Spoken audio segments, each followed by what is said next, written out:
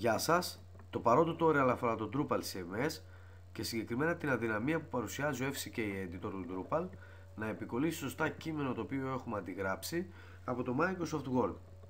Για να δούμε ποιο ακριβώς είναι το πρόβλημα, βρισκόμαστε σε περιβάλλον διαχείρισης του Drupal και έχουμε ζητήσει να δημιουργήσουμε μια στατική σελίδα.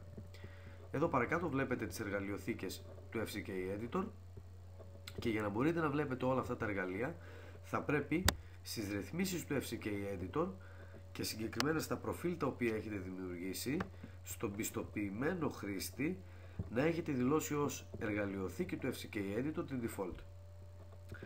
Πάμε να δούμε ποιο ακριβώς είναι το πρόβλημα.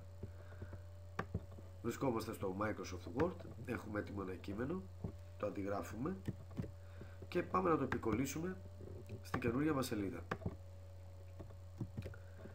Δίνουμε και ένα όνομα στη σελίδα, θα γράψω test. Βλέπουμε το περιεχόμενο έτοιμο και πατάμε αποθήκευση. Το πρόβλημα για το οποίο μιλούσαμε φαίνεται ξεκάθαρα.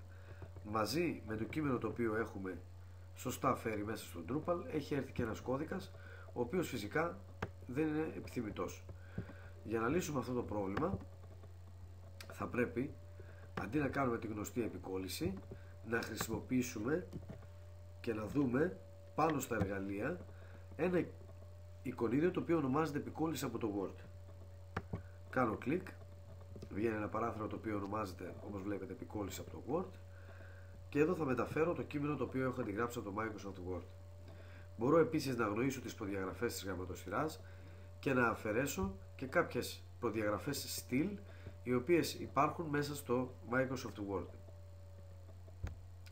Κάνω OK, βλέπω ότι το κείμενο έχει έρθει σωστά μέσα στον FCK Editor και αποθηκεύω τη σελίδα μου. Διαπιστώνω λοιπόν ότι το πρόβλημά μου λύθηκε.